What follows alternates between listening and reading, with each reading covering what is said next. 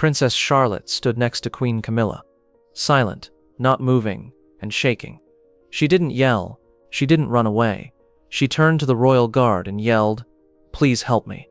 At that moment, he did something that no guard had done in more than 360 years. He broke the holy rules and stepped forward. Before we show you what happened in those frozen seconds, make sure you're subscribed and leave a comment telling us where in the world you're watching from. Let's get started now. The weather is different in the Buckingham Palace courtyard. Even on the busiest morning in London, when taxis and tour buses fill the streets outside the black iron gates, the old cobblestones appear to absorb sound instead of bouncing it back. The cream-colored stone walls hold the spring sunlight and warm it, making pockets of golden air that make travelers stop in the middle of a sentence and reach for their cameras without knowing why. Today was one of those beautiful ceremonial mornings. The brass fittings shone, the flags were hung exactly right, and the guards' scarlet tunics looked like they had been painted against the pale background. The regimental band was warming up someplace outside the main gates. Brass instruments were playing notes that appeared to come from the stones themselves across the courtyard. There were already 3 people deep behind the gates. Hours ago, German tourists with telephoto lenses had taken the best spots. American families held guidebooks and looked at their phones to find the greatest perspectives. A group of Japanese tourists had set up what looked like a miniature photo booth and weren't going to move until the last note faded. Everyone moved forward with a mix of excitement and respect that you only see at sites where history isn't just remembered, but is still happening every day. A considerably smaller area had been blocked off behind the public walls, which were made of polished chain and were silent because of the royal security. Most people that came didn't even know it was there. No tour guides pointed that way. No cameras stayed without authorization. A girl stood in the middle of this safe area. She looked like she could have just come out of a portrait gallery. She was 10 years old and had sharp, clear features that made her look like a princess. Her pale blue coat was perfectly ironed. Her shoes shone in the morning light like mirrors, and the way her dark hair was pushed back showed that she was paying close attention to something important. Princess Charlotte of Wales stood still with her hands folded in front of her, not fidgeting like most kids her age, and watched the guards very closely. She watched them walk, studied their positions, and thought about their bearing with the focused attention of someone who knew what she was seeing was important. Without turning his head, Lance Corporal Theo Renna noticed her. He was older than most of the soldiers who were doing ceremonial duties at the time, and you could tell by the way he carried himself. His already towering body was topped with a bear-skinned hat that made his face look quite dark, but there were eyes behind that darkness that saw everything. He had those eyes from 2 deployments in Helmand. He had learned to read crowds, measure distances, and catch the small indications that showed the difference between regular conduct and a possible threat. Renna witnessed the man checking exits instead of snapping pictures, and the woman following the guards instead of enjoying the show. During his last patrol, shrapnel hit his left knee and left a dull discomfort there. This injury eventually brought him home and into the ceremonial duty of wearing a red tunic. Some of his friends thought the assignment was a step down from being in active combat. Renna saw it in a different light. The threat environment had shifted, but it hadn't gone away. In the middle of London, being alert was still the key to survival. It was a struggle of endurance to stand still for hours, but he had learned how to make the most of the stillness. His eyes were always busy under the darkness of the exposed skin, keeping note of faces, patterns, and subtle differences that could be important when they were most needed. Right now, something was making his training murmur, cautions that he couldn't quite put his finger on. It wasn't the people. The tourists were acting just as they should have, jammed up against the boundaries, phones ready, and that excited hum of expectation that always comes before a big event. He didn't like the royal section. Princess Charlotte stood still, dressed precisely, and at the right place. Her looks screamed that she had put a lot of thought into them. But there was something about the way she stood that didn't match the gloss. She seemed nervous, not enthusiastic tense, but apprehensive tense. Queen Camilla kept the kind of smile next to her that photographers adored, but it never quite reached her eyes. From a distance, it looked like she was giving Charlotte a grandmotherly hug with her hand on her shoulder. Rena could see up close that the grip was too tight. It was the kind of hold that guided instead of comforted. Charlotte continued looking at him, first quickly, and then for longer periods of time, as if something about his presence made her feel either uneasy or calm. It's hard to tell with a child who knows how to mask her feelings. The band's warm-up was getting ready for the opening fanfare. French horns were weaving among the percussion in tunes that had been heard in this courtyard for generations. Inside the gates, guards began to form up, their boots hitting the cobblestones in perfect time. Rina stayed in his post. In the 12 years since he left Afghanistan, the 8 years since he stopped jumping at automobile doors slamming, and the 3 years since he got his first ceremonial position, he had never broken formation. Not when people tossed bottles, not when the drunk tourist yelled insults right in front of him last month. But this morning, something pressed against his chest in a strange way. Charlotte gazed at him once more. Not a glimpse this time, but a look that was straight and searching, as if she were attempting to make a big decision. Her chin shook for such a short time that he almost missed it. Rina's breathing continued steady, with one breath every 8 seconds, but his senses began to speak louder. These were the same instincts that had alerted him about roadside explosives in Sangin, and had sensed the change in air pressure before a sniper bullet. This wasn't right. The event was now really starting, with all the pomp and circumstance that brought tourists from all over the world. But there was another kind of performance going on just out of the camera's view. From the crowd's point of view, they saw royal elegance, a queen consort exhibiting her granddaughter, the pride of heritage, both of them surrounded by polished brass and hundreds of years of history. The truth was very different. Queen Camilla bent down a little, so that her mouth was level with Charlotte's ear. The cameras saw her grin stay frozen, but her words had a keen edge that sliced without getting louder. Chin up. Straighten your back. Stop leaning back like you're waiting for a bus. Charlotte didn't say anything. She didn't flinch either, but her jaw tensed, and her eyes fell to the cobblestones under her shiny shoes. Rina witnessed the change from 20 yards away, the girl's hands shaking just a little bit. She rolled her shoulders not to relax them, but to brace against the tension. Camilla slipped her hand from Charlotte's shoulder to her wrist. It still appeared peaceful from far away. Nope, Rina knew that hold from his time abroad. It was the kind that people used to control crowds without drawing attention to themselves, with fingers gripped just hard enough to sting without leaving traces. "Don't make me look bad," Camilla said in a whisper that was hard to hear. "Your breathing is too loud. This isn't a school play. You're representing the crown." Charlotte nodded without saying a word. That was the part that made Rina's stomach turn. She had heard this before enough times to know exactly how to respond, and how to make things less bad when she let down someone who had power over her life every day. Tourists raised their phones higher from behind the gates to get the best picture of royal tradition in action. They saw what they were used to seeing, and what they thought they would see.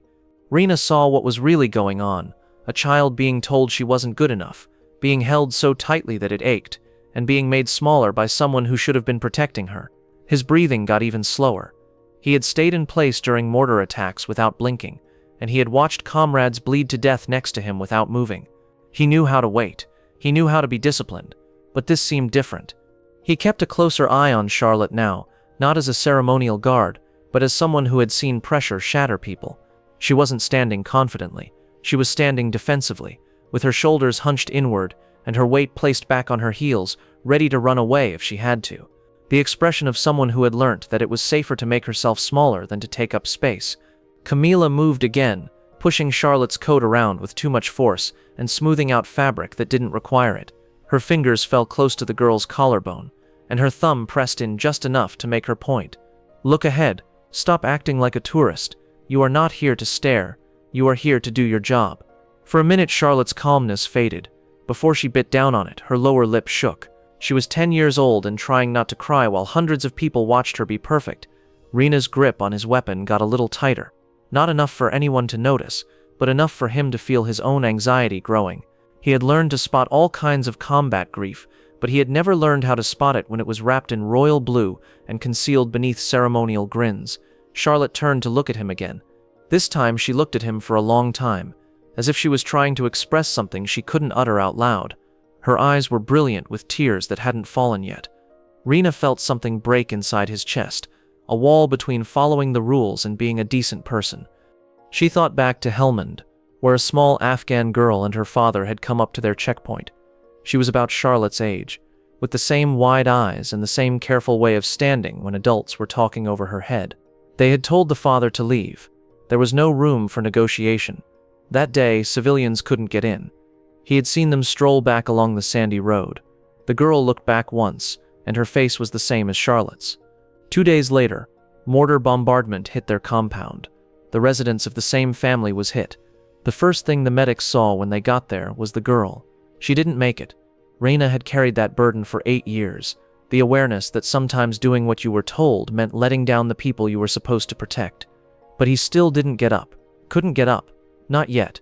Breaking formation meant breaking everything he had promised to protect, even if that meant standing by and letting another child suffer in silence. A spring breeze blew through the forecourt, raising flags and messing up the carefully placed things that made everything look great for the cameras. A stray strand of Charlotte's hair, which had been pinned down perfectly, curled across her cheek, and the pale blue ribbon that had held it in place dropped down to her shoulder. It was the kind of tiny, natural thing that may have made her grin on a different morning. Instead, it set off something much worse. Camilla's gaze went right to the loose ribbon. Her whole body went stiff, and the smile on her face grew tighter. Her hand darted out with perfect accuracy, grabbing Charlotte's upper arm. From the rope line, it looked like it was meant to protect someone, like a worried grandmother would fix a wardrobe mistake. The truth was different. Reina could see how Charlotte was holding the grasp, how tense her neck was, and the small woos she tried to cover by turning slightly toward the audience. Then the words came, muttered through clenched teeth, and were so quiet that only someone who knew how to read lips could understand them. "You're a disgrace." Charlotte's left shoulder dropped without her meaning to. Her carefully kept calm began to break down for the first time since she stepped into the forecourt. Camilla drew her into the royal area, which was only a step out of the crowd's direct line of sight. Her grasp moved higher, and her fingers dug into the soft flesh of Charlotte's upper arm, where the marks that would appear later wouldn't be seen by cameras. Reina didn't move. He didn't change his mind. But the icy weight in his chest turned into something firmer and more dangerous. He'd seen cops look away from things they didn't want to report, and heard the sound of silence when people in authority abused it. His boots were still stuck to the old stone, but every instinct he had learned in 12 years of military service was telling him to do something. Charlotte's voice came next. It was little, like a scream, and barely more than a whisper. "Please don't." It wasn't shouted or performed for an audience. It was merely stated like a prayer that didn't anticipate an answer. But Reina heard it. His training had made his hearing so sensitive that he could hear whispers through noise, threats from a distance through noise, and emotions through perfect control. Those 2 words echoed in his bones, louder than gunfire. Charlotte moved her head a little, and looked back over her shoulder with big, moist eyes. She looked at him. He went past Camilla, the ceremonial shackles, and all the rules and regulations that kept him stuck. For a brief moment, the whole courtyard seemed to stop moving around them. The band marched in formation, and the drums played in perfect time. People on vacation raised their phones to take pictures of the show, but Reina couldn't hear any of the music, didn't see any of the pageantry. He only saw her. Charlotte's voice broke again as she said, "Please help me." The words pierced through the morning air like a knife. A few tourists looked up from their cameras, bewildered and not sure they had heard correctly. But Lance Corporal Theo Reina was quite sure. The rifle in his hands suddenly felt different. It was lighter and more like a tool than a ceremonial prop. 300 years of uninterrupted traditions stood behind him. Generations of guards who had never left their places without direct orders and had always followed the rules no matter what. A 10-year-old girl in royal blue stood in front of him, asking for help that no one else would give. He moved his weight and felt his right boot rise a little off the old cobblestone. After that, he moved forward. The boom rang out over the forecourt like a gunshot. It wasn't meant to happen. Not here, never. But Lance Corporal Theo Reina was already moving, and with each step, 300 years of history were broken. The crowd reacted right away and with a lot of energy. As phones swung toward the shocking sight of a royal guard leaving his post, gasps echoed through the gates. The band lost its way. Brass instruments stopped playing in the middle of a note as musicians turned to see what was going on. Reina kept going, taking 2, 3, and 4 steps. Each one was planned, regulated, and as certain as gravity. He wasn't in a hurry, wasn't charging. Just going about their business like someone who has finally concluded that some things were more important than rules. When Camilla heard the noise, she turned and let go of Charlotte's arm. She slowly shook her head in bewilderment, and her lips curled as if what was coming wasn't a soldier but a fundamental violation of the natural order. Her voice was sharp and quiet, cutting through the clamor that was getting louder. "Return to your post right away." Reina didn't respond. It didn't slow down either. Charlotte had moved away from Camilla, and was now standing with a shaking hand on the ceremonial chain that separated the royal area from the public area. She was in the between of two worlds, the scared child on one side and the heavy crown on the other. The man in red was the only one who came close to her. Reyna got to the chain. Protocol dictated that was where he should stop, just like every other guard had always done.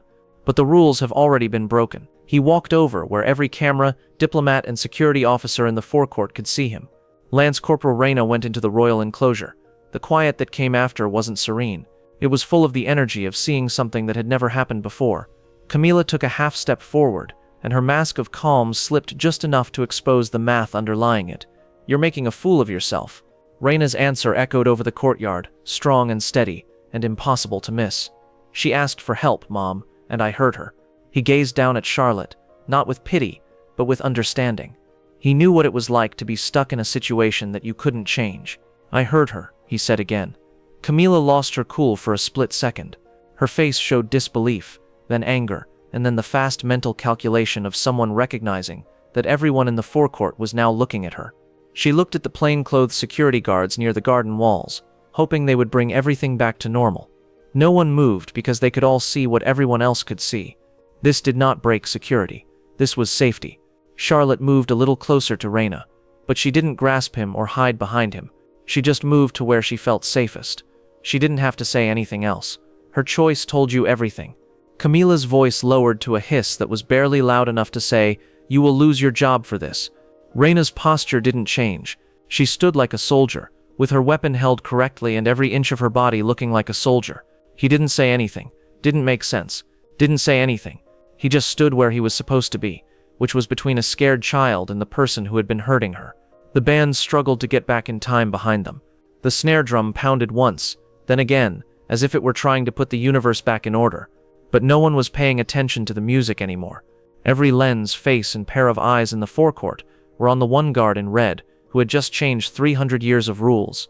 And the 10-year-old princess, who was now standing next to him, was safe for the first time in her life because someone had chosen her safety over his job. The standoff lasted about 30 seconds, which was long enough for every camera in the forecourt to catch what was going on, and for the meaning to settle in. A royal guard had left his post to keep one member of the royal family safe from another member of the royal family. The first plainclothes officer shattered the trance by quietly entering the royal section, but he didn't go near Reyna. He walked up to Camilla. A second cop came up to him, and then a third.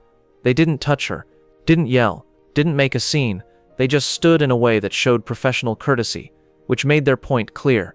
Camilla looked at them, then at Reyna, and lastly at Charlotte, the girl who had just broken 300 years of tradition with 2 words. "This is crazy," she said. But her voice wasn't as sharp anymore. "You're going to believe what she says over what I say." The lead officer's response was politely neutral. "Mom, we need to step back and assess the situation." Her word and Charlotte's word were no longer the same. Everyone's eyes were on the story she had been telling about herself. Camilla looked around the forecourt again, taking in the cameras, the people, and the guards who had halted their ceremonial to watch her. Then she turned around and headed toward the secret entrance behind the stage, and an attendant who suddenly needed to inspect the cobblestones under his boots followed her. No throwing a fit, no scene. This is exactly the kind of planned retreat that powerful people do when they see that the battlefield has changed. The royal portion held its breath. Charlotte stayed next to Reyna, near enough that his red coat brushed across her sleeve. She wasn't crying anymore, not shaking. She stood still while the world around her changed. The security officer in charge gazed at her with the kind of soft professionalism that is only shown to kids who have gone through something hard. "You're safe now, Your Royal Highness." Charlotte nodded once, a modest movement that meant a lot. Then she glanced up at Reyna with a face that showed no fear, no worry, and no meticulous performance, just thanks. "You heard," she whispered softly. Reyna tilted his head slightly, but his formal demeanor stayed the same, even though everything had suddenly altered. "Any guard would have done the same, Your Highness." But they both knew that wasn't true. Only one guard had been paying close enough attention to observe what was really going on. Only one was willing to give up his job, when listening was more important than obeying directions. The ceremony started up again slowly, like a machine that had to remember how to work after it had been turned off. At first, the drummer tapped out a rhythm hesitantly, but as the other instruments joined in, he became more and more sure of himself. But things were different now. Lance Corporal Theo Reyna stayed exactly where he had moved inside the royal enclosure, next to Princess Charlotte. His boots were planted, his rifle was in the right place, and his bearing was the same. No one thought he was just for show anymore. Charlotte stayed by his side, silent and still, with her hands still and her breathing steady. She wasn't smiling, but she wasn't doing anything either. She was just a 10-year-old girl who finally felt safe. The personnel at the palace were already talking about it. Rena could tell by the way the security guards stroked their earpieces and the short gap before they answered what they were hearing. There were ringing phones inside the royal walls. There were extremely quiet, very important talks going on between private secretaries. It wasn't just about a guard not following the rules anymore. This was about what that breach had shown. Other guards surrounding the perimeter stayed in position, but Rena saw two of his section mates nod almost imperceptibly. Johnson, who had been to Iraq 3 times, and Davies, whose younger sister had been in an awful foster placement until the family got her out. They got it. They would have done the same thing. The security perimeter had discreetly changed its shape. The protection detail's focus changed without any fanfare or announcement. The regal part was no longer focused on rules. It was all about the person who needed to be protected.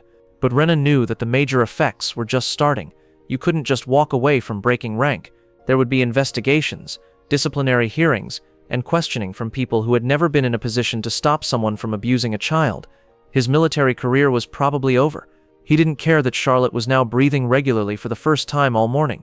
People who were on vacation didn't clap. There was no applause, but the mood in the forecourt had altered a lot. A woman close to the gates put her phone down, and you could see tears behind her sunglasses. A man with a Manchester United cap turned to his wife and remarked softly, "That soldier just saved that little girl, right?" People in the courtyard straightened up a little straighter and looked a little more closely at what was going on around them. They had come to watch the show and the old ways. Instead, they had seen something real that mattered. Reng kept an eye on the crowd, looking for threats the way he had been taught, but he was also conscious of the small person next to him, the duty he had taken on when he crossed that chain. Charlotte didn't glance at him again, did not talk, but after a few minutes she straightened her shoulders on her own, not because someone commanded her to, but because she felt strong enough to do it. The noise grew louder and more formal behind them. The other guards moved through their formations with the kind of accuracy that comes from years of training. The tourists went back to taking pictures, but many of them kept looking back at the royal portion, which was unlike anything they had ever seen before. A child on her father's shoulders across the plaza waved a miniature Union Jack at the red-coated person who had broken rank to do the right thing. Rena didn't wave back, but his shadow shielded Charlotte from the sun. And for the rest of that morning, the most protected person in Britain was just that, protected by someone who knew that real duty meant knowing when to disobey the rules. There were review boards, questioning in Parliament, and headlines in every British daily for 3 days of the probe, but the video spoke for itself. A child's cry for help, a guard's answer, and a system that finally worked the way it was meant to. The real reckoning was more complicated behind closed doors. Palace personnel, who had thought about it but never said anything, came up with their own observations. How Charlotte would shudder when certain individuals came near her, and how she had been quieter over the past few months. Small things that didn't seem like a big deal by themselves, but collectively made an obvious pattern. Camilla's defenders tried to say it was a misunderstanding, childhood drama blown out of proportion, but surveillance footage from other events showed a different story. There were times when harsh corrections happened when the cameras weren't on, grips that stayed on for too long, a pattern of behavior that was impossible to ignore once someone finally looked. The changes happened quietly, without any fuss.